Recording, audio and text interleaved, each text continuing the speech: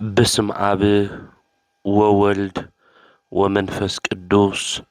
أحدو أملاك آمين.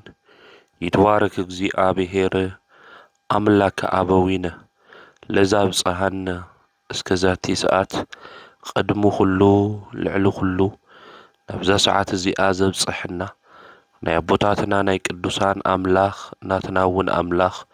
ቅዱስ እግዚአብሔር ስሙ ዝተኸበረን ዝተመስገነን ይኹን። እማ አምላክ ወላዲተ አምላክ ቅድስተ ቅዱሳን ድንግል ማርያም ስለ ፍጹም አዶነታ ስለ ፍጹም ክብራ ክብርን ምስጋናን ይብጻሕ እያ። ከምኡ እውን ቅዱሳን አቦታትና ቅዱሳን አዴታትና ብዝተወሃቦም ክብሪ መጠን ኩሉ ምስጋና ይብጻሕ እዮም። ኣብ ዝተፈላለየ ዓለም ኮይንኩም እዚ መንፈሳዊ ሚድያ እዚ እትከታተሉ ስድራ እግዚአብሔር ኣብ መስቀል ተሰቂሉ ፍጹም ዝኾነ ሰላሙ ብዝሃበና ብኢየሱስ ክርስቶስ ፍጹም ሰላም ከመይ ትጸንሑ ከመይ ትኾኑ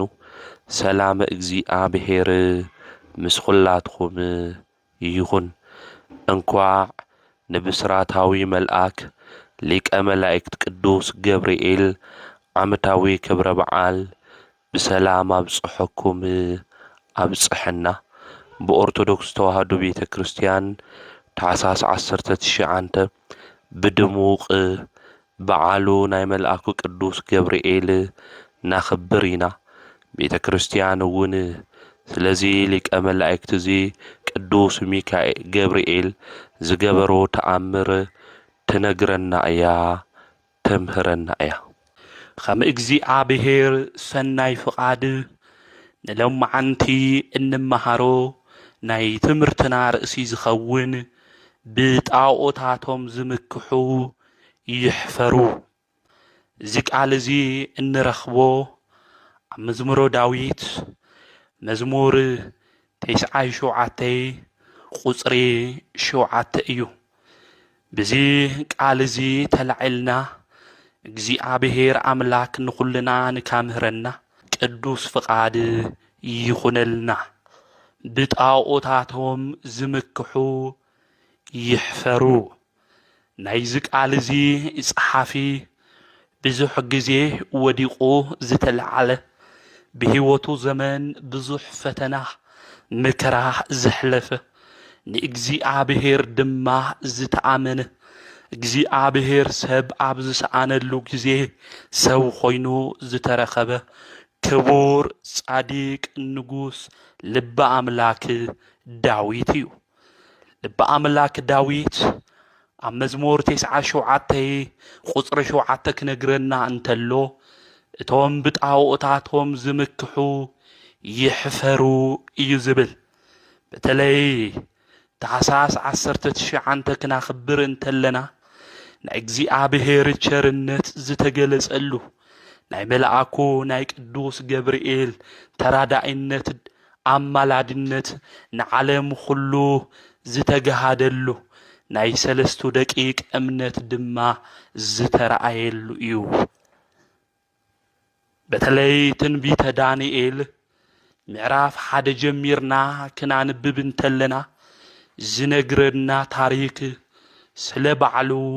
ስለ ሰለስቱ ደቂቅ እዩ። በተለይ ንጉስ ናቡከደነፆር ናይ ባቢሎን ንጉስ እዩ። ናይ ባቢሎን ንጉስ ስለ ዝኾነ ድማ ንኢየሩሳሌም ድማ ኸበባ ንኢየሩሳሌም ድማ ኸቢቡ ነቶም ናይ ኢየሩሳሌም ነገስታት ድማ ዝነበሩ ሰባት ኣሸንፎ እቶም ናይ ኢየሩሳሌም ነገስታት ናይ እስራኤል ነገስታት ተሸኒፎም ናይ ቤተ መቅደስ ዝነበሩ ነዋያተ ቅዱሳን ናይ እግዚአብሔር መቅደስ ዝነበሩ ካብ ኢየሩሳሌም ናብ ባቢሎን ኸዱ። እቶም ኣብኡ ዝነበሩ ህዝቢ እውን ተማሪኾም ናብ ባቢሎን መጽኡ። ንጉስ ናቡከደነፆር ንኢየሩሳሌም ወሪሩ ንህዝብታታ ድማ ሒዙ ናብ ባቢሎን ኣተወ። ኣብ ባቢሎን ኾይኑ ድማ ኣዋጅ ኣወጀ። እቲ ኣዋጅ ድማ ከምዚ ዝብል ናብ ከደነጾር ነቶም መገልገልቱ አዘዞም ካብ ይሁዳ ተማሪኾም ዝመጹ ደቂ ነገስታት ድማ ደቂ ካህናት ንዓይ ከገልግሉኒ ዝኽእሉ 4 ሰባት ምረጹ በለ ክንደይ ሰባት ምረጹ 4 ሰባት ምረጹ እታ ኣነ ዝበልዖ ክበልዑ እታ ኣነ ዝሰትዮ ድማ ክሰትዩ ከምኡውን ስለ ጣዖት ንክመሃሩ ተማሂሮም እውን ምእንቲ ከምህሩ 4 ሰባት ብመልክዖም እውን ጽቡቃት ብኣእምሮኦም እውን ብሩሃት ዝኾኑ ሰባት ምረጹ ለይበለ ናብ ከደነጾር ናብ ከደነጾር ንጉስ ትእዛዝ ተቀቢሉ እተሓሽከር ድማ 4 ሰባት መረጸ እቶም ዝተመረጹ ድማ ዳንኤል አናንያ አዛርያ ሚሳኤል ይባሃሉ ዳንኤል ማለት እግዚአብሔር ዳኛ እዩ ማለት እዩ አናንያ ማለት ደመና ማለት እዩ አዛርያ ማለት ረድኤት ማለት እዩ ሚሳኤል ማለት ስምዓኒ እግዚአብሔር ስምዓኒ ማለት እዩ ነገር ግን ንንጉስ አገልገልቲ ክኾኑ ስለዝተመረጹ ሽሞም ተቀይረ ዳንኤል ብልጣሶር ተባሃለ ሲድራ አናንያ ድማ ሲድራቅ ተባሃለ አዛርያ ድማ ሚሳቅ ተባሃለ ሚሳኤል ድማ አብደናጎን ተባሂሎም ተጸውዑ እቲ ናይ መጀመርያ ዝነበረ ሽሞም ተቀይሩ ብጣዖት ሽም ክጽዋዕ ድማ ተገበረ አውዚ ጊዜ እዚ ሽሞም ክቀይሩ አይደለዩን ነይሮም ነገር ግን ብንጉስ ትእዛዝ ስለዝኾነ ሽሞም ተቀይረ ሳቶም እውን ሽምና ይቀይር እቲ ናምልኾ እግዚአብሔር ጥራሕ አይቀየር በሉ ወገናተይ ኣብ ግዞት ስለዘለው አምርኮ ስለዘለው ሽሞም ተቀይረ እምቢ ኢልኻ እውን ዝሰምዐካ የለን አምርኮ ኣብ ስደት ሽሞም ድማ ክቀይር ግድ ስለዝኾነ ሽሞም ተቀይረ እዞም 3 ደቂቅ እዚኦም እተራብዓዮም ድማ ነብዩ ዳንኤል ኮይኖም ሽሞም ተቀይሩ እቲ ንጉስ ዝበልዖ ምግብን ክበልዑ እቲ ንጉስ ዝሰትዮ መስተውን ክሰትዩ ትእዛዝ ተመሓላለፈ እዞም 3 ደቂቅ ሲድራቅ ሚሳቅ አብደናጎን አናንያ አዛርያ ሚሳኤል ከምኡውን ነብዩ ዳንኤል ነቲ ምግቢ ዘስልፍ ሓላፊ ዝኾነ ሜልዳ ዝበሃል ሰብ ንሕና እዚ ምግቢ እዚ ክንበልዕ ኣይንደሊ ስለዝኾነ ጥረ ምረሃበና ኢሎም ሓተትዎ ንምንታዮም ከምዚ ኢሎም እንድሕሪልና ንሕና ንጣዖት ዝተሰውአ ምግቢ ኣይንበልዕን በልሁ ምስ ጣዖት ንክኪ ዘለዎ ነገር ንሕና ኣይንደልን ስለዝኾነ ንሕና ጾምቲ ኢና ንሕና ደቂ እግዚአብሔር ኢና ንጣዖት ዝተሰውአ ርኹስ ነገር ክንክእ ስለዘይግባእ ጥረ ክንበልዕ ይግብአና ካብ ጮማ ኢሎም መረጹ ብዓለማዊ ትምህርቲ ቤት እዮም ዝመሃሩ ዘለው ኣብ ዓለማዊ ዩኒቨርሲቲኦም ዘለው እዞም 4 መንእሰያት እዚኦም ነገር ግን ዓለማዊ ትምህርቲ እግዚአብሔር ዘይክሕዶም ዓለማዊ ምግቢ ድማ ዘያመነዮም ንጾም ከስዕር ዘይገበሮም ንእግዚአብሔር ዝተኣመኑ ቅዱሳን እዮም እቲ ንጣዖት ዝተሰውአ ምግቢ ንሕና እንታይ ንገብር ኣይንበልዕን በልሁ ንጣዖት ተሰውኡ ናይ ንጉስ ምግቢ ይኹን እምበር ብጣዖት ዝተሰውአ ንጣዖት ድማ ዝቀረበ እዩ ስለዝኾነ ድማ ንሕና ክንበልዕ ኣይግብእና ኢሎም ተናገሩ ዝገርም ህይወት እዩ ና 3 ደቂቅ ንዑ ዝተሓረደ ስለዝኾነ ክንበልዕ ኣይንኽእልን በልኡ መን ይኾን ሎሚ ጾም ይሕሸኒ ምስዓር ጾም አግባብነት የብሉን እግዚአብሔር ድማ አይፈትዎን ኢሉ እቲ እግዚአብሔር ዝፈትዎ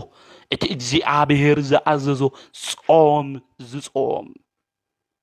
ኣብ ባዕድ ሃገር እዮም ዘለው ኣብ ስደት ሃገር እዮም ዘለው ነገር ግን ንጣዖት ዝተሰውአ ምግቢ ንሕና ኣይንበልዕን ትውፊትና ኣይፈቅደልናን ባህልና እውን ኣይፈቅደልናን ስርዓትና እውን ኣይነግረናን ናይ ኣይሁድ ስርዓት ኢሎም ክፍጽሙ ኣይደለዩን ኣብዚ ዘመን እዚ ትውፊትና ስርዓትና ባህልና ዘይፈቅዶም ነገራት ክንደይ ነገር ጌርና ንኾን ክንደይ ነገር ንሰርሕልና ንኾን ወገናተይ እዞም ሰለስቱ ደቂቅ እዚኦም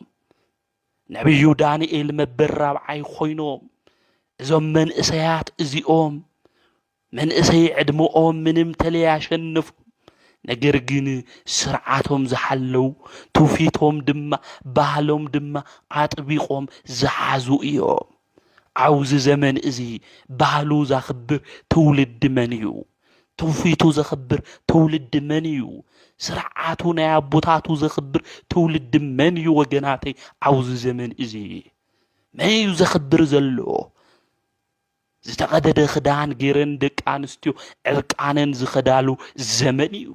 እዚ ናይ ኣቦታትና ስርዓት ኣይኮነን ናይ ኣቦታትና ትውፊት ኣይኮነን ኣቦታትና ኣያምሆሩናን መምህራንና ኣይነገሩናን ኣብ መጻሕፍቲ ያንብብናን እዞም ሰለስቱ ደቂቅ እዚኦም ግን ስርዓትና ኣይኮነን ትውፊትና እውን ኣይኮነን ስለዝኾነ ንዝተሰውአ ርኹስ ነገር ኣይንበልዒ ስለዝኾነ ካብ ስጋ ምብላዕ እንታይ ይሕሸና ጥረምረ ምብላዕ ምጻም ይሕሸና ኢሎም ተናገሩ ኣብ ዓለማዊ ትምህርቲ ቤት እዮም ዘለው ኣብቲ ከፍተኛ ተቋም ዝባል ዓብይ ናይ ምርምር ትምህርቲ ቤት ፍልስፍና እዮም ኣትዮም ነገር ግን ጾሞም እምነቶም ክሕድጎም ኣይከኣልን ኣብዚ ዘመን እዚ ተማሂርና እንብል ፊደል ቆፂርና እንብል ሰባት እቲ ፍልጠትና እኮ ሃይማኖትና ካብ ዝሕድገና ጸኒሑ እዩ ሰለስቱ ደቂቅ ግን እቲ ዝመሃርዎ ናይ ዓለማዊ ትምህርቲ ጾም ክሕድጎም ኣይከኣልን ስርዓቶም ከፍርሱ ኣይከኣሉን ኣብዚ ዘመን እዚ ንእሽተይ ፊደል ቆፂርና ዝተባሃልና ሰባት ኩልሻ ስርዓት ኢና ንነቅፍ ባህሊ ኢና ንነቅፍ ትውፊት ኢና ንነቅፍ እቲ ትክክለኛ ኣግባብነት ዘለዎ ናይ ሃይማኖት ትውፊት ንነቅፍ ናይ ሃይማኖት ባህሊ ንነቅፍ ናይ ሃይማኖት ስርዓት ንነቅፍ ድሑራት እዮም እዚ ኣግባብነት የብሉን ኢልና ብታኒ እሽተይ ፍልጠትና ነቶም ብዙሕ ጸጋ መንፈስ ቅዱስ ሓዲርዎም ዝጽሓፉ ኣቦታትና ሊቃውንቲ ንወቕሶም ሰለስቱ ደቂቅ ግን ተማሂርና ኢና ኢሎም ጾም ኣይሰዓሮን ንሕና እኮ ኣብ ገጠር ኮይና ሰብ ከይፀርፈና ኢልና ንጾምዎም ነርና ላብ ከተማ ምስ ኣተውና ፊደል ድማ ምስ ቆፀርና ሃይማኖትና ዝርግፍ ኣቢልና ዝሓደግና ትውልዲ ብዙሓት ኢና ካብ ሰለስቱ ደቂቅ ተዓውይ ነገር እንመሃረው ግን ተማሂርና ኢሎም እግዚአብሔር ዘይከሓዱ ንዚ ዓለም እዚ ምግቢ ኢሎም ጾም ዘይሰዓሩ ሕርሚ ዝኾነ ዝተኸልኸለ ነገር ዘይነኽኡ እዮም ዘይነኽኡ ኣብዚ ዘመን እዚ እኮ ንኣውሬ ንሰይጣን ንዲያብሎስ ዝተሰውዐ ዝበልዑ ብትናቱ መንገዲ ዝኸዱ ትውልድ ተማሂርና ዝብሉ ብዙሓት እዮም እግዚአብሔር ግን ልቦና ሂቡ ንክምልሶም ንኣምላኽና እግዚአብሔር ቅዱስ ፍቃድ ይኹንልና ነታውኡ ዝነበረ መጋቢ ሜልዳር ዝበሃል ሰብ ጥራሃበና እቲ ጥረ ድማ ክንበልዕ መኩረና በልዎ እቲ ንጉስ ገጽኹም ጸምሊው ጉልበትኹም ደኺሙ እንድሕሪኡ ንኣይ ክቐጽዐኒ እዩ ስጋ ሃቦም ጮማ ሃቦም ኢልኒ ጥዑም ምግቢ እዩ ሃቦም ኢልኒ ግደ ብልኻ ይበለ ነቢዩ ዳንኤል ሞክረና ን10 መዓልቲ ገጽና እንድሕር ጸምሊው ጉልበትና ሓይልና ድማ እንድሕር ደኺሙ ዝበልኻና ነገር ሁሉ ክንፍጽም ኢና ን10 መዓልቲ ግን ግዜ ሃበና በልዎ ኣብዚ ግዜ እዚ ሜልዳር እሺ ኢሉ ተስማዕመዐ ን10 መዓልቲ እውን ተመገቡ ካፍቶም ምስኦም ኣብ ትምህርቲ ቤት ዝመሃሩ ዝነበሩ ሰባት ብጥበብ ብምስትውዓል ከምኡ እውን ገጾም ከም ፀሓይ ኣብርህ እዩ ዝብለና ትንቢተ ዳንኤል ምዕራፍ 1 ካፍቶም ጮማ ዝበልዑ ካፍቶም ስጋ ዝበልዑ ካፍቶም ጾም ዝሰዓሩ ካፍቶም ንጣዖት ዝተሰውአ ምግቢ ዝበልዑ ሰባት ካብኣቶም ብላዕሊ ገጾም ኣብርህ ብምስትውዓል ብጥበብ ድማ ካብኣቶም ብ10 ዕፅፊ በለጹ እቲ ንጉስ እውን መጽአ ክሪኦም እዞም 4 መንእሰያት እዚኦም ገጾም ኣብርህ ተጠይቆም እንተሎ ድማ ዕፅፊ ገይሮም ይምልሱ ነበሩ ጥበብ ዝህመን ወገናተይ ፍልጠት ኣብ ውሽጥና ክህልወና ዝገብር መን እዩ ሚስጥር ዝገልጽ መን እዩ ወገናተይ እግዚአብሔር እዩ ጥበብ ዝገልጽ እሱ እዩ ሚስጥር ዝገልጽ ንሱ እዩ ፍልጠት ዝህብ እግዚአብሔር እዩ ብዘይካ እግዚአብሔር ዝመጽእ ፍልጠት ሁሉ ናይ ዕብደት መጨረሻ እዩ ስለዝኾነ ናይ ዕብደት መወዳእታ ዝኾነ ፍልጠት ልከይንሕዝ ብምስትውዓል ብጥበበ እግዚአብሔር ዝኾነ ፍልጠት እግዚአብሔር ምእንቲ ክበና ሁሉ ነገርና ምስ እግዚአብሔር ክኾን ንኣምላኽና ናይ እግዚአብሔር ቅዱስ ፍቃድ ይኹንልና ካፍቶም ኻሊኣት ሁሎም ካፍቶም ጮማ ዝበልዑ ካፍቶም ጥዑም ምግቢ ዝበልዑ ሰባት ካብ ሁሎም ብላዕሊ ኣስተውዕልቲ ብሉጻት ተምሃሮ ኮይኖም ድማ ተረኸቡ እዩ ዝብል ወገናተይ እስኪ ኣብዚ ዘመን እዚ ዘለና ትውልድና ኣስተውዕል ብእግዚአብሔር ተዓማሚና ኸቢርና خبرنا دما بالعل سبات كجلس خمز خئل أستوعلنا دنخون زوم 3 دقيقة زيوم زردنا عبد بميت دانيال معرف حد خسر 10 شوعات كنا نبب انتلنا كافتهم زنبرو 10 تعزف زبلصو نبرو مستر طبب دما تجليس اللوم نبر مستوعلت دما نبرو اتو نغوس اون فتاو عب قدم سبات بفلطتنا كنفتو سبات ون كفتونا አፍቅሮተ ሰብ ከለወና እንድሕር ንደሊ ኮይና ብጥበብና በመጎስ ኣብ ቅድሚ ሰባት እግዚአብሔር ክቅምጠና እንምነይ እንድሕር ኮይና አካያይዳና ሁሉ ምስ እግዚአብሔር ክኸውን ይግባ እግዚአብሔር ዝበለና እግዚአብሔር ስርሕዎ ዝበለና ነገራት ሁሉ ክንፍጽም ይግብእና ወገናተይ ነገራትና ሁሉ አይሳኺ ነገራትና ሁሉ ኣብ ቅድሚ ሰብ ዋጋ ዘይብሎም ኮይኖም ዘለው ንምንታዮም እንድሕሪልና አካይዳና ሁሉ ምስ እግዚአብሔር ስለዘይገበርና ኢና አካይዶም ምስ እግዚአብሔር ዝገበሩ ሃይማኖቶም ዝሐለው ማንነቶም ዝሐለው ሽሞም ድማ ዝሐለው ሰባት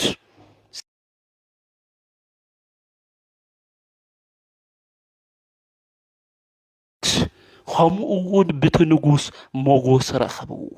التنجوس دما بقهم دس بلو سبعات بامانا دس كبلوم جزي عبهير صقو بركته دما بالعلينا نكافسس نعملخنا جزي عبهير قدوس فقاد يخونلنا نحنا كو عاوز زمن ازي زي ربح بزح نجر إلنا شومنا غيرنا إنا ማንነትና ቀይርና አይና خبرنا ሸይጥና አይና ወገናተይ خبرኻ ሸይጥኻ ዝርከብ ምንም ነገር የለን ማንነትኻ ሓዲግኻ ዝርከብ ነገር የለን ሽምኻ ሸይጥኻ ዝርከብ ነገር የለን ሃይማኖትኻ ከይድኻ ዝርከብ ነገር የለን ወገናተይ ዘኽብር ኣብ ተራራት ኣብ እንባታት ሁሉ ድማ ከፍ ከፍ ዘብል ዘቕምጥ ናይ ነገስታት ንጉስ ናይ ኣማልክት ኣምላክ እግዚአብሔር እዩ ንሱ ሓዲግና እንገብሮም ነገራት ሁሉ ዝሳኹዑ ይኾኑን ንግዚኡ ክመስሉና ይኽእሉ እምበር መጨረሻኦም ሞት እዩ። ካብዚ ሞት ዝኾነ ናይ ክሕደት መንገዲ ተመሊስና ብእግዚአብሔር ዝብለና መንገዲ ተጓዒዝና እንኸብር ደቂ እግዚአብሔር ልክንኾን ንኣምላኽና ናይ እግዚአብሔር ቅዱስ ፍቓድ ይኹነልና። ድሕሪዚ ሰለስቱ ደቂቅ እቲ ንጉስ ድማ ፈተዎ። መጽሐፍ ቅዱስ ዝነግረና ንሱ እዩ። ሰለስቱ ደቂቅ በቲ ንጉስ እንታይ ረኸቡ? መጎስ ረኸቡ። ድሕሪዚ እቲ ንጉስ ሕልሚ ሓለመ። እቲ ንጉስ ሕልሚ ምስ ሓለመ ድማ እቲ ዝሓለሞ ሕልሚ ድማ እንታይ እዩ ነይሩ እንድሕር ኢልና ወገናተይ ታሪኩ ብዙሕ እዩ። ነገር ግን እቲ ንጉስ ቁምጥኡ ገይሩ ኣብ ኣደባባይ ኮይኑ ጫማ ስሊፐር ገይሩ ካብ ሓደ ቦታ ናብ ካሊእ ቦታ ትንቀሳቐስ እንተሎ ኣብታ ኣደባባይ ኮይኑ ንግስንኡ ረኣየ። ገናና ዓብዪ ምዃኑ ድማ ሓሰበ። ኣብ ልቡ ድማ ትዕቢት ሓዘ። ኣብዚ ግዜ እዚ እንታይ በለ? እዚ ንግስናይ እዚ ብድሕሪ መፂኡ ዝነግስ መን ይኾን ኢሉ ሓሰበ። እግዚአብሔር ድማ ሕልሚ ክሓልም ገበሮ። ምስ ሓለመ ድማ ደንጊጹ ተለዓለ። እቲ ሕልሚ እውን ጠፍኦ። እንታይ ምዃኑ ስለ ዝደንግጽ ኣብዚ ግዜ እዚ ኣብቲ ዘመን እሱ ዝነበሩ ከለዳውያን ጠንቆልቲ ኩሎም ሰብሰበው። እቲ ሕልሚ እውን ጠፊእኒ እዩ፣ እቲ ትርጉም እውን ንገሩኒ በለዎም። እቲ ሕልሚ እውን ጠፊእኒ እዩ፣ ትርጉም እውን ንገሩኒ በለዎም። ኣብዚ ግዜ ንሳቶም ንስኻ ካብ ፈርዖን ኣይትንእስን፣ ፈርዖን ሕልሚ ንዮሴፍ ነጊርዎ እዩ። ንስኻ እውን እቲ ሕልሚ ንገረና፣ ንሕና ድማ ካብ ዮሴፍ ኣይንበልፂ ሕልሚ እንድሕር ዘይተነገረና ክንምልሰልካ ኣይንኽእልን በልዎ። ኣብዚ ግዜ እዚ እቲ ንጉስ ንስኻትኩም ላሕሚ ኮይንኩም ሓሪደ ኣይበልዕኩም፣ በቕሊ ኮይንኩም ደይበን ኣይገንሐኩም፣ እንታይማ ክትገብሩ ለኢኹም እዚ ሕልሚ እዚ እንድሕር ዘይፈትሐኹምለይ ክሓርደኩም እየ፣ ገዛኻትኩም ኩሉ ናይ ጉሓፍ መደብረይ ክገብሮ እየ በለ። ኣብዚ ግዜ እዚ እቶም ኣብቲ ዘመን እሱ ዝነበሩ ጠንቆልቲ ድማ ተጨነቁ ወገናተይ። ምንም ክገብሩ ኣይከኣሉን። ሓሽዎም ድማ እንድሕር ተናጊሮም ኣጠንቂቑዎም እዚ ንጉስ ሓሽኹም እንድሕር ተናጊርኩም እቲ ሕልሚ ብውሽጠይ ስለ ዝመላለስ እንድሕር ሓሽኹም ንውን ክሳድ ክሳድኹም ብሰይፊ ገይረ ክቐልዐኩም እየ ኢልዎም እዩ። እዞም ጠንቆልቲ እዚኦም ከለዳውያን ድማ ናይ ባቢሎን ሰባት ተጨነቁ። ኣብ ጭንቀት ውሽጢ ድማ ኣተዉ። ወገናተይ ብህይወት ዘመንኩም ኩሉ ዘጨነቀኩም ኣይፍታሐይ ዝበለ ሕልሚ ኣብ ውሽጥኩም ዘለኩም ወገናት ኩልኩም ናብ እግዚአብሔር ሒዝኩም ሞንዑ። ክፈትሕ ዝኽእል እግዚአብሔር እዩ፣ ክትርጉም ዝኽእል እግዚአብሔር እዩ። ኣብ ዘመንና ሰባት ክፈትሑልና ኢና ኢልና እንነግሮም ሕልሚ ኩሉ ንግዚኡ ክመስል ይኽእል እምበር ፍጻሚኡ ክነግሩና ኣይኽእሉን። ብዙሕ ሰብ ግን ዝተናገሩ ኣብ መሬት ጠብ ዘይብል ጠንቋሊ እኒኦ ኢና ንብል። ጠንቋይ ኣብ ጠንቂ ዝውዕል ማለት እዩ ወገናተይ። ኣብ ሓደ ዓዲ ሓደ ይፈልጥ እዩ ዝተባሃለ ሰብ ነይሩ። እዚ ሰብ እዚ ዝተናገሩ ኣብ መሬት ኣይነጥብን እዩ ዝበሃል። ዝተናገሩ ኣብ ምንታይ ነጥቢ? ኣብ መሬት ኣይነጥቢ። ሰባት ድማ እቲ ዝረኣይዎ ብናብርኦም ኩሉ ዝኸበደዎም ንዑ ክነግርዎ፣ ሕልሞም ድማ እቲ ብውሽጦም ዝሓስብዎ ኩሉ ሒዞም ናብቲ ጠንቋሊ ይኸዱ። ተጠንቋሊ ድማ ኣብ መንገዲ ጸኒሑ ኣብቲ በሪ ኮይኑ ዝጥይቕ ሰብ እኒአ እዩ። ላብ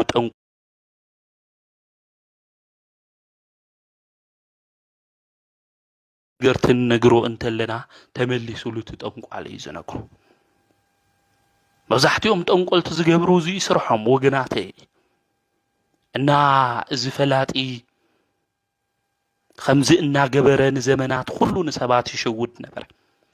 ሓንቲ ሰበይቲ ድማ ደርሆ ዝነበራ ኣዶ ነበረች። ጨነቓ درها كله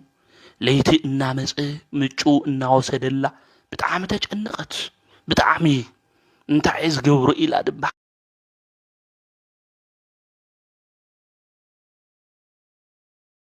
واي يجنق اللوا انت خوينا نيين عايز يجنق زلخما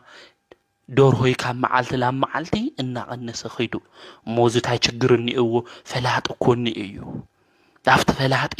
كوس دكن زتناقرو لمريت أب زيبن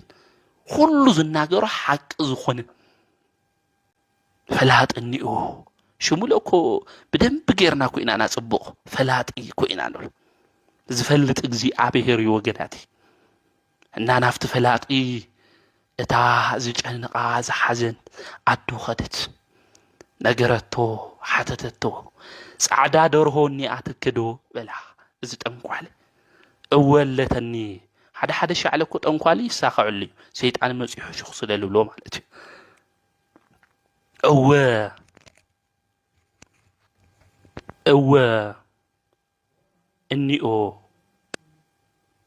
او انيو بلي بتأسم جيرخي بزصبق جيرخي سريحخي أمصلي بلا زغرمكم ناليتي سراقي اشغروا يزانو زي اخيدا بعلا نا قطر لي بافترت سريح أمصلي بلا ببسو من دما اديتاتنا يوهاتين سريح أمصلي بلا ببسو من ببمعلت بلا الناس رحت أمصت تندراهو تودا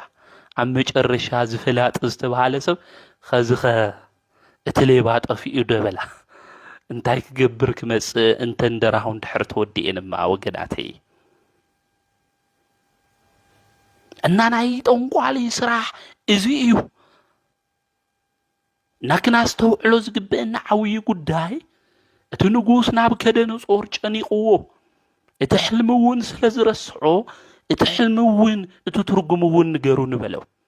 ከነግርዎ ስለዚ ኸኣሉ ድማ ፈላጢ ጠንቋይ ዝኾነ ሁሉ ኣፍቲ ዘመን ዝነበረ خسادو بسيف نكقلع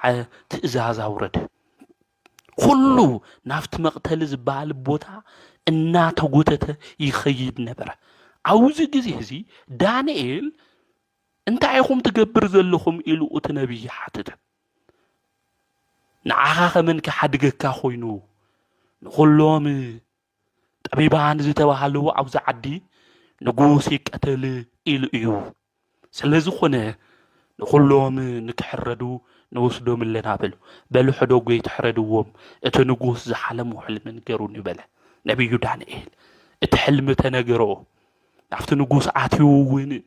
نقوس سلسته معلتها بني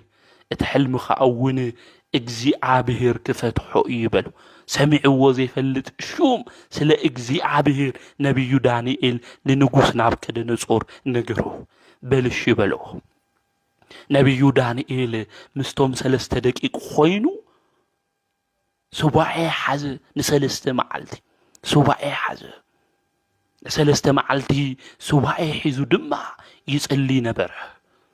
እግዚአብሔርኩ በዕለቱ ምግላጽ ይኽእሊ ነይሩ ወገናተይ ነገር ግን ሰለስተ መዓልቲ ሱዋዕ ሓዘ ነብዩ ዳንኤል ሰለስተ መዓልቲ አፍታ መጀመሪያ መዓልቲ እዩ ነብዩ ዳንኤል እቲ ሕልም ተገሊጽሉ እቲ ሕልም ተገሊጽለ ምስትርጉሙ ኢሉ ግን ነቲ ሱዋዕ ሓዲጉ ኣይወጽይ ለምንታዩ ካፍቲ ሱዋዕ ወጽ ዘይኸደብታ መጀመሪያ መዓልቲ እንድሕሪልና አንድም ስለ ክብረ ሱዋዕ እዩ عندم دما نسلستو دقيق دما سلازي تغلصلوم دانيال وصيو اندحر خويدو صبوح يكونن ناوغناتي نسلسته معلت سوائي تتباهيلو نسلسته معلتي كون زغبا نشوعته تبتباهيلو نشوعته يكون زغبا نعسرت 4 اندحر خوينو نعسرت 4 يكون زغبا اما اخل ان قارصها مخاد ايغباي وغناتي اتخذ حزنايو زلنا صلوت نغبرو تبال انتلو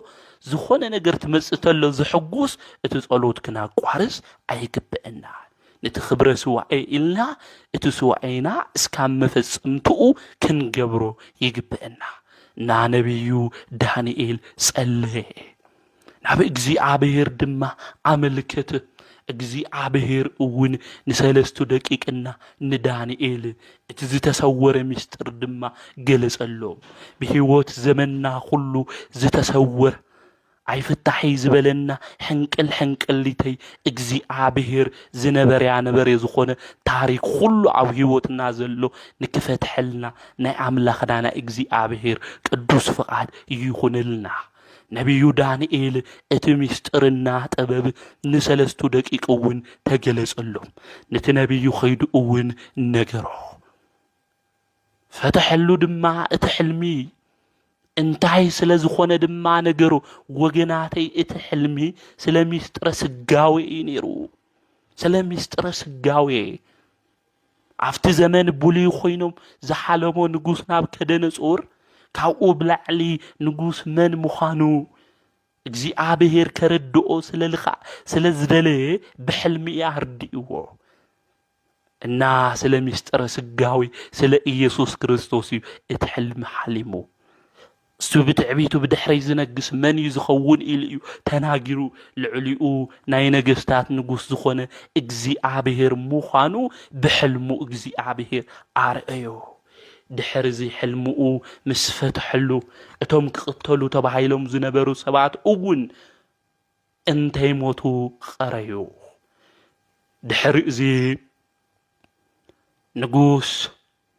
ናቡከደነፆር ነቢዩ ዳንኤልና ነቶም ሰለስቱ ደቂቅ አናንያ አዛርያ ሚሳኤል ሽሞት ሃበው ነዳንኤል ካብኡ ቀጺሉ ሽሞት ሃበው ካብቲ ንጉስ ቀጺሉ ንአናንያ አዛርያ ሚሳኤል ድማ በአውራጃታት ሽሞት ሃበው አውዚ ጊዜ እዚ ናይ ባቢሎን ሰባት ድማ ቀንኡ ናይ ባቢሎን ሰባት ድማ ተንኮል ሓሰቡ ንምንታይ ዞም ስደተኛታት እዚኦም ሽሞት ተባሂዎም ንሕና ዘይተባሃወና ኢሎም ሓሰቡ አውዚ ጊዜ እዚ ናይ ተንኮል ሓሳብ ካብ ውሽጦም መውጻእ ጀመሩ እንታይ ኢልና ተኸሰስናዮም እዩ ዝሕሽ እንታይ ተገበርና ኢና ንሕሽ ኢሎም ድማ ክመኻኽሩ ጀመሩ ወገናተይ ንኽፉእ ስራሕ ንዘይረብሕ ስራሕ ንተንኮል ስራሕ ኢልና አእምሮና ድቃስ ክናስኡነ ይብልና በህይወት ዘመንና እኮ ተንኮል ንምስራሕ ህራስ ዘይብሉ ትውልዲ ብዙሕ እዩ እግዚአብሔር አምላክ ንዚ ትውልዲ እዚ ኣብ ልቡ ኣትዩ ንካስተኻኽሎ ቅዱስ ፍቃዱ ይኹንልና በህይወት ዘመንና ንደቂ ሰባት ተንኮል ኣይንሕስብ ወገናተይ ንደቂ ሰባት ጉድጓድ ኣይንቆፍር እቲ ንቆፍሮ ጉድጓድ ተመሊስና ንሕና ከም ሃማነ ከይንኣትዮ سبت عنكف انت لكو موتو زمنيكو بزحكو انتشت بالتلكو اي مدهني عالم تتدفقو زبلكو بزح سبكو حاونا حفتنا شموت شلمات حفت دمات ركب انتلو عبل على حواتنا كنخني إبلنا زومناي بابلون سبات جن قنقو وجناتي قنقو نمن تعيوم شلمات الرقيبهم نمن تعيوم خبر رخيبهم إلهم بحواتهم اتهم تمالي كقتلوا زتبهلو تنقلتي سبعات زد حنوهم بسألوتهم ترقيمهم نعنانيان عزاريان مسائل قام أون دانيال تنقل حسبوه بهوات زمننا كوت أبوز قبرنا اللهم سبعات جنزب زهبنا يوم سبعات كحمامهم كفوسوا نابرؤهم كم حشو زجبرنا يوم سبعتكو صبوق لكيف ودينا يخول يوم بهوت زمننا وجناتي كده نخنا يقبعن بزي كجرمنا يقبعن بزي وجناتي صبوق زجبرنا له صبوق كفدينا يقولنا عين حسب صبوق كفدينا صبوق دما كبنا زخل اجزي عبهري كاب اجزي عبهري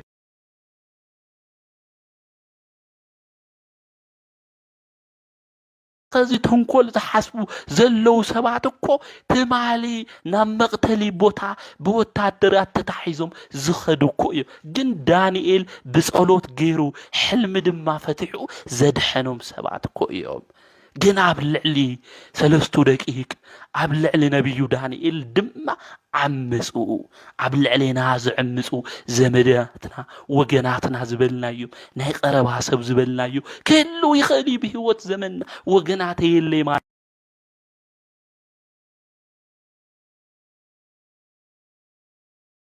زمدو يوم وجناتو كويو يسقل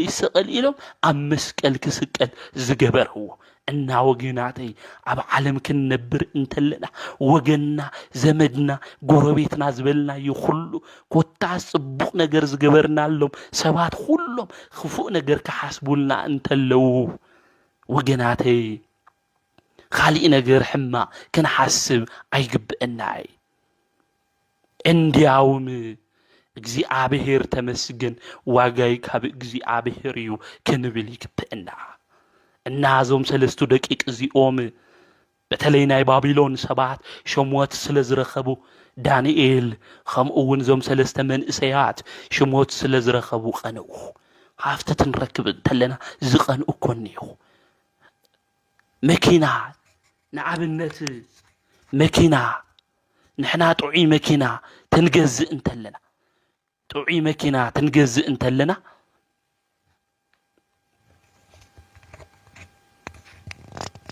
دمسي اي سمعي لي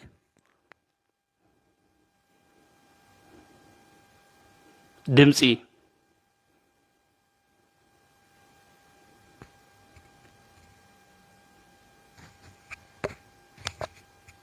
دمسي سمع اللوديو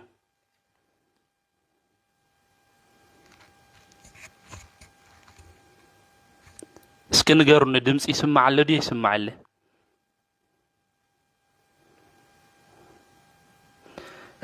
እና እቶም ሰባት አፍቲ ዘመን እሱ ዝነበሩ ተንኮል ሓሰቡ ኣብ ልዕሊ ሕዋቶም ኣብ ልዕሊ እቶም ዘድሐንዎም ሰባት ተንኮል ሓሰቡ ወገናተይ ኣብ ልዕሊና ዘመድና ኮይኖም ሕዋትና ኮይኖም ተንኮል ዝሓስቡ ክሉ እዮም ንሕና መኪና ነይርና رافا فور توكسن تنجز انتلن قنسنا بلو العلاب بلو يمسلني تاكسن يرنا فيتس تنجز تلنا دس لزي بلوم عينهم دم زمل بجزا وجناتنا أحواتنا كله يخولو يوم سلوستو دقيق أوني بجزا زدحنوهم سبعة قبل عليهم تنكل حسو شو موت سلزرخبو ناي نقسنا معيرك سلزرخبو قبل عليهم ناي تنكل حسبو وجناتي أحواتنا صبوق نجار تركب تلو ترخبع انتلوا تنكل نجار عين حسو وجناتي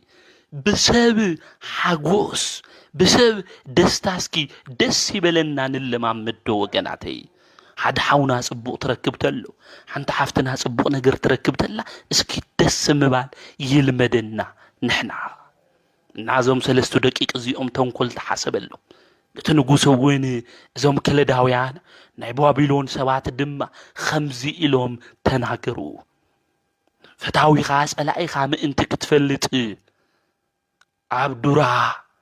قولي تعوت سرح كل سبد مانك سجد تأزاز أورد بلوو تأزاز أورد إزي نسلستو دقيق نمخصاصيو النافتاوي خانات ألاقيخا كتفلت إخا بلوو عاوزي جزي إزي اتنقوسي عبدو راميدا خمت زبل خمو يخون بلا تنبيت دانيال معراف سلستنن ببوغناتي عفتا قول درا اتبال بوتاناي بابلون عورا جا قومتو سلسا كندل خون قدنو ويم دما وردو شدشتا كند زخون بوركي زتسرحة تعوت سرحو كلو سب دما نزت تعوت ازنك سجد نمنك سجد نزت تعوت ازنك سجد بإيد سب نزت سرحة تعوت عين انها لو زي رئي اذن انها لو زي سمع اقر انها لو زي خد ايد انها لو زي دسس زي تنفس እዚናይ ወርቂ ምስሊ ዘለዎ ጣዖት ሁሉ ሰብ ንክሰግድ ትእዛዝ ወፅእ ካብ ንጉስ እዚ ትእዛዝ እዚ ክወፅእ እንተሎ ሹመኛታት ዝነበሩ መኳንንት ዝነበሩ ራስ ዝነበሩ ሁሉም ድማ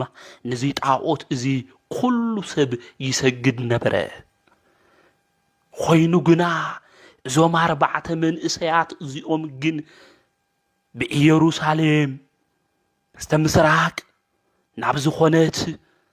ገጾም መሊሶም ንእግዚአብሔር የመስግኑ ነበሩ ናብ እግዚአብሔር ድማ ይሰግዱ ነበሩ ሁሉ ዘዓለም ናይ ባቢሎን ሰብ ክሰግድ እንተሎ ንሳቶም ግን ንእግዚአብሔር ይሰግዱ ነበሩ ወገናተይ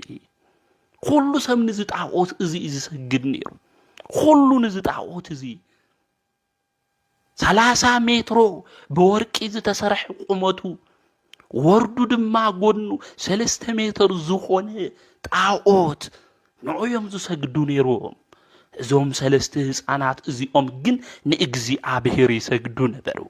ወገናተይ ብህይወት ዘመንና ሁሉ ንእግዚአብሔር ኢና ክንሰግድ ዝግብእና ፈጣሪ ዓለማት ዓለም ሁሉ ዝፈጠረ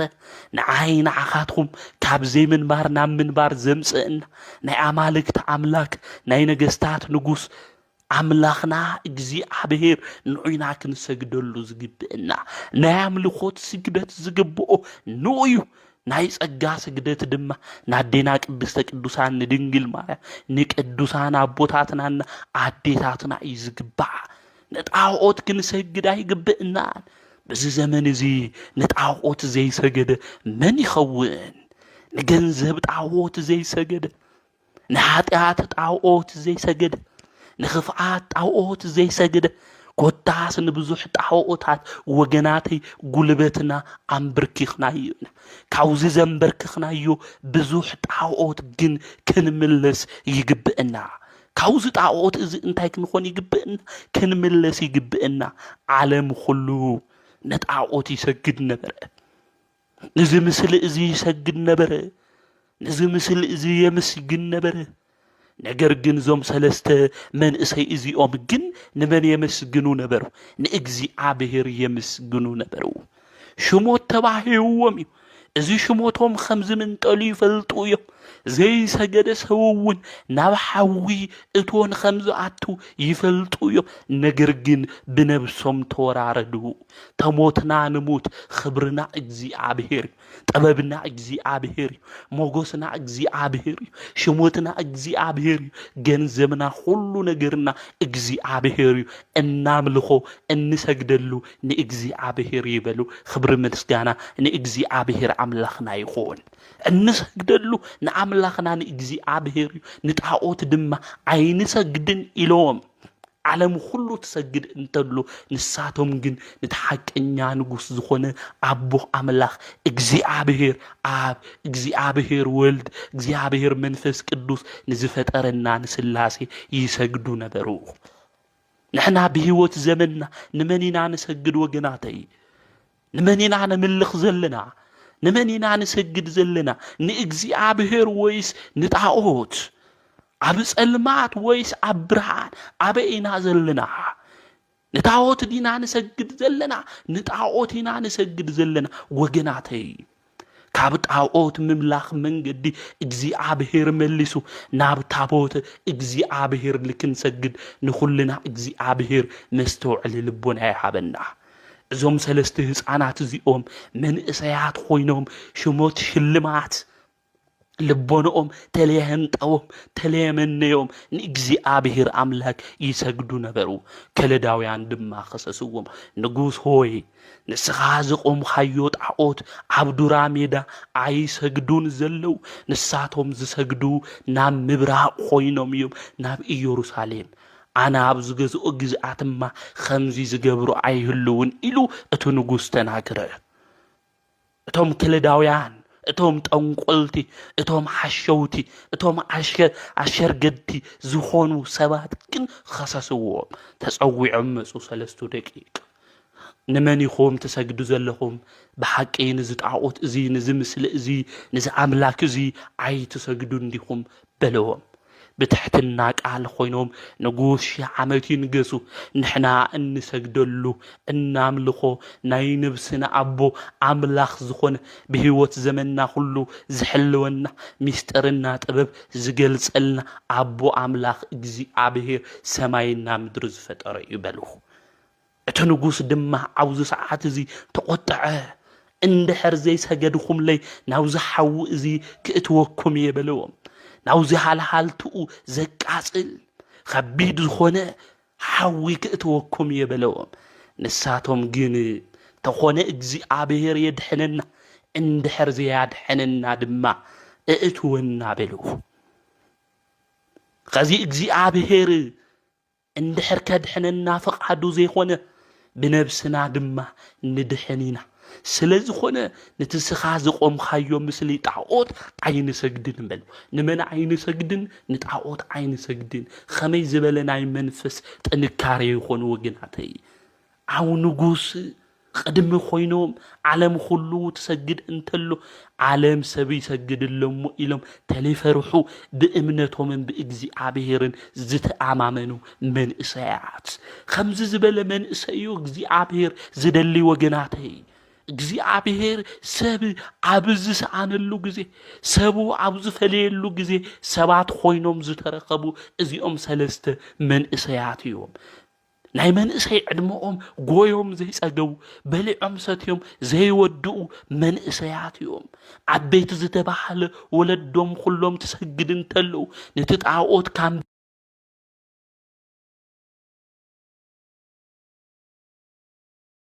አብሔር ይበለው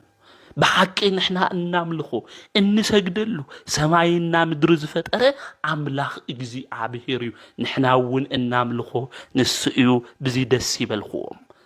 النازوم سلسته حصانات ازيوم عين سجد يبلو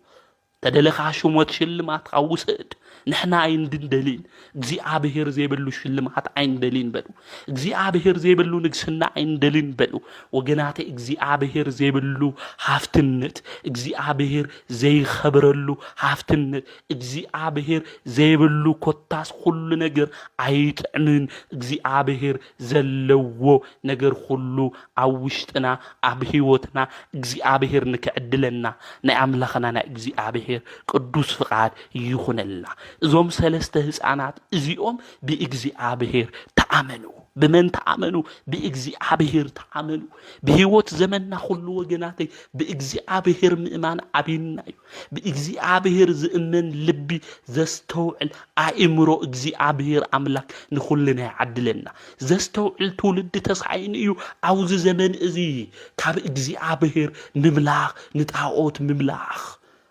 كابن እግዚአብሔር مسجد نسيطان مسجد كابنا بእግዚአብሔር جزا منصا نابطاوت جزا مخاد زفتو تولدي بزحيو اذا تولد ازي እግዚአብሔር بمحرته بچرنته نكملسلنا ناملاخنا نا እግዚአብሔር قدوس فقاد يخونلنا ازوم سلسته ህፃናት እዚኦም عين سجدن ስለዝበሉ ازوم መንእሰያት እዚኦም ናው ሓዊ ንክድብረዩ ንጉስ عززه ازوم سلسته ህፃናት እዚኦም ናብ ሓዊ ክድብረዩ خبيد فتنعي وجناتي خبيديو عينها النارعها نبحو مئتاو خبيديو ازوم سلسته ህፃናት እዚኦም ግን በእግዚአብሔር ተአመኑ ወገናተይ ስጋ ዝቀትሉ ሰባት ክንፈርሖም ይብልናል ማቴዎስ ወንጌል ምዕራፍ 16 ቁጥር 25 ስጋ ዝቀትሉ አይትፍርሕዎም ነገር ግን ስጋና ነፍስ ዝቀትል አምላኽ እግዚአብሔር ፍርሕዎ ተባሂሉ በህይወት ዘመንና ሁሉ ስጋ ዝቀትሉ ሰባት ክንፈርሕ ይብልናል ኮታስ ክንፈርሖ ዝግብእና ስጋና ነፍሲ ክቀትል ዝኽእል እግዚአብሔርዩ እዞም ሰለስተ ህፃናት እዚኦም እቲ ንጉስ ብስጋና ይቅተልና ዝኽእል ብነፍስና ግን ክቀትልና አይኽእልን ስጋና ነፍሲ نزقتل عملاق እግዚአብሔር كنأمن يجبئنا إلهم እግዚአብሔር تأمينه مون ناو حوي كدبره يتوسن فرط عمات زخونو ጉልበተኛታት ዝኾኑ ሰለስተ ሰባት ድማ ተመሪጾም መጽዮም ድማ ላፍት ዝነድድ ሓያል ዝኾነ አሲድ ዘለው ብዙሕ ንጥረ ነገራት ዝኣተው ሓው ድማ እዞም ሰለስተ ህፃናት እዚኦም ተደብረዩ ንዓኣቶም ዝደብረይዎም ሰባት ብተሃልሃልታ ሓዊ ድማ ሓመድ ሓምኾሽ ዝኾኑ እዞም ሰለስተ ህፃናት እዚኦም ብገመድ ተኣሲሮም ናብቲ ሓዊ ትድብረይ እንተለው ካብ ሰባይ መልአኩ ቅዱስ ገብርኤል ብርሃናዊ መልአክ ናይ ራማ ልዑል መጋቢ ሐዲስ ኣብሳሪ ትፍስሂት ካብ እግዚኣብሔር ተላኢኹ ንተሓውት ወቕዖ እንተሎ ናብ ዝሕልማይ ቀይሮ ክብሪ ምስጋና ንእግዚኣብሔር ይኹን እዞም ሰለስተ ህፃናት እዚኦም ናብ ሓውት ወርድ እንተለው ናብ ሓውት ኣቱ እንተለው ሓቢሩ እግዚኣብሔር ምስኦም ኣተወ መልአኩ ቅዱስ ገብርኤል ድማ ለኣኸሎ ክብሪ ምስጋና ንኣምላኽና ንእግዚኣብሔር ይኹን ንእግዚኣብሔር እንድሕር ተኣሚንና ብእግዚኣብሔር ድባ ልብናና እንድሕር ጸኒዑ እግዚኣብሔር ኣብ ልዕሊና ይሰርሕ እዩ እቶም ዝደብረይዎም ሰባት ብሓልሓል ተሃዊ እዮም ተበሊዖም ወገናተይ እዞም ሰለስተ ህፃናት እዚኦም ግን መልአኩ ቅዱስ ገብርኤል መጺኡ ኣድሕኖም ካብ መን ተላኢኹ ካብ እግዚኣብሔር ተላኢኹ ይተኣየን መልአከ እግዚኣብሔር ኣውደሙ ልበ ኣምላክ ዳዊት ኣብ መዝሙሩ 33 ክናገር እንተሎ እግዚኣብሔር ንዝፈርሑ ሰባት መላእክቲ ኣብ ዙርዮም ይሰፍሩ እግዚኣብሔር ድማ የድሕኖም መልአኹ ልኢኹ ይዝብል መልአኩ ቅዱስ ሚካኤል ቅዱስ ገብርኤል ልኢኹ እግዚኣብሔር ንኣናንያ ንኣዛርያ ንሚሳኤል ኣድሕኖም ወገናተይ ንመናድሕኖም ንኣናንያ ንኣዛርያ ንሚሳኤል ኣድሕኖም መልአኩ ካብ ሰማይ ተላኣኽ ናብ ሓዊ ትድብረዩ እንተለው እዞም ዝተገፍዑ ብግፍዕ ድማ ናብቲ ሓዊ ዝኣተው ሰለስቱ ደቂቅ መንእሰያት ናብ ሓዊ ትድብረዩ ሓቢሩ እግዚኣብሔር ምስኣቶም ኣተው እቲ መልአክ እውን ተላኣኽ ብርሃናዊ መልአክ ናይ ራማ ልዑል ቅዱስ ገብርኤል መጺኡ ካብቲ ሓዊ ኣድሕኖዎ أوز زمن زي بهيوت زمننا وجناتي بزو حوي زلو بزو حلالتا يزلو كاوزي زمت زلو حلالتا حوي اجزي عبير أملاك ملعكو قدوس جبريل لإخو نعناني أنا أزاريان مسائل خمزة حنم خلو نخلنا كاوز مت يزلو معات فتنا خلو اجزي عبير بملعكو لإخو نكاد حننا نعملخنا أنا اجزي عبير قدوس فقاد يخونلنا ملعكو مسيو عد حنو من مسيو ملعكو قدوس جبريل مسيو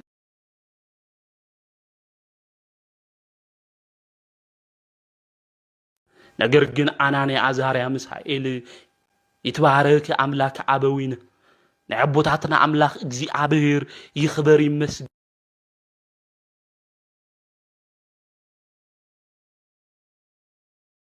حوون إنا تملالسو إنا زمرو إنا مسجنو نإجزي عبير حدرو وجناتي بإجزي عبير اندحر عملنا بحوو وشت تخونه بما يوشت انت خونه من يدحننا يو إجزي عبير يدحننا يو إجزي عبير خمزة دحن كنفلت يقبئنا من خمزة دحن إجزي عبير خمزة دحن إجزي عبير خمزة دحن كنت أمامنا يقبئنا نخلنا زدحننا اجزي عبير بهيوت زمننا كله زدحننا نسو اجزي عبير خمزة دحننا بهيوت زمننا كنت امامن يقبئنا نعنانيا نعزاريا نمسائل ملعخو لإخو اجزي عبير خمزة دحنم كله نخلنا وين اجزي عبير ملعخو لإخو نكادحننا نعملخنا اجزي عبير قدوس فقاد يخونلنا عبد علينا بزو حوي زلو نايت أميت حوالو نايس أمي حوالو وجناتي بزو حوي زلو عبد علي سدرانا عبد علي وجناتنا بزو حوي زلو زحوي ززت في برهانا وملأك قدوس جبريل اجزيابهر أملاك يلأخلنا زبرهانا وملأك زي ناب أنانيا ناب أزاريا ناب مسائل تلاقيخو اتحوصو خمزات فقلهم ببتر مسكالو خلو اجزي عبهير أملاخون ببتر مسكالو اتحون كاتف زي عبهير ناو خلنا ملأكو قدوس ميكائيل ملأكو قدوس جبريل يلأخلنا أنانيا أزاريا مسائل نتحقوت عين سجدن إلهم اتزخبروا أملاك دما أخبرهم وجنات بهوت زمننا كله حقي خوينا بحق من قد توعيزنا نجزي عبهر اندحر أخبيرنا يو جزي عبهر ون بحدارنا يبارخنا يو بحدارنا يخبرنا يو بسرحنا يخبرنا يو كتاس بخلو نجبرو نجر من يخبرنا اجزي عبهر يخبرنا نفسيس نجزي عبهر تخبرو يا بلد قدستك قدوس عن دنجل مار نحنا ون سونتنا نجزي عبهر التخبر اندحر خوينا من يخبرنا مالجو اجزي عبهر يخبرنا زخبرو زخبر زنعقو دما زنعق نقوس عملاكيمو اجزي عبهر كينعقنا نقرقن به والزمننا كله العلا بيلنا أخبيرنا نحنا ون نكن خبر نكن بارخ 5 دقيق نأملاخنا نأجزي عبهر قدوس فقعد يخون لنا اتنقوس ملئختنيا الأخمس وقح اتهم زدبرنا يوم هزانات أملاخو ما دحينو ومديخون إلو ملئختنيا تات الآخر اتهم ملئختنيا تات دمانا فتنقوس تمليسوم نقوس هوي 3 يوم اتهم زدبرنا يوم خزوزا اللوغن 4 يوم تمبر رابعي جن ولد اجزي عبهير يمثل بحق ولد اجزي عبهير برهاناوي ملعك مقابي حديث عبساري تفسيد ملعكو قدوس جبريليو بلو عوص اوم تبحله انانا بكدنو صور منال انتايلو تناجر نايخوم املاخ تخكلنيا املاخيو نعخاتكم زصرف نعخاتكم زوارد نعخاتكم زخسس انتا يخون كقصعيو كموتيو عواج بعواج كسعر جبرو اجزي عبهير خبر تعقوت توارد نعمل اكونا قدوس جبريل ترادائنت عمالادنت تجلس نعنانيا نازاريا ناي ميسائيل امنت دما خندايناي طنكور مخانو تجلس بتعقوتاتهم زمكحو يحفروا 5 تباهله كله بتعقوتاتهم زمكحو ان نابكدنصور بيتسبو كلداويان بابيلون حفروا اتهم باجزي عبهير زخبرو نእግዚ አብሔር ድማ ዘኽበሩ ንእግዚ አብሔር ድማ ዝሰገዱ እግዚ አብሔር አኽበሮም ብጣዖት እንምካሕ ብጣዖት ገንዘብ እንኸድ ብጣዖት አተሓሳስባ እንኸድ ሰባት ሁሉ እታው ውሽጥና ዘሎ ጣዖት እግዚ አብሔር ሰባቢሩ ደውሪዩ ነገር ግን ብናዩ እምነት መንገዲ ለክንኸድ ንአምላኽና ናይ እግዚ አብሔር ቅዱስ ፍቃድ ይኹነልና ብጣዖታቶም ዝምክሑ ይሕፈሩ ብእግዚ አብሔር ዘምልኹ ብእግዚ አብሔር ዝምክሑ ድማ ልዕል ይበሉ ዘምሃረና ዝገሰጸና ናይ አቦታትና አምላክ ቅዱስ እግዚአብሔር ስሙ ዝተኸበረን ዝተመስገነን ይኹን ብሩኽ በዓል ይግበረልና ወስብሐት ለእግዚአብሔር ወወላዲቱ ድንግል ወለመስቀሉ ክቡር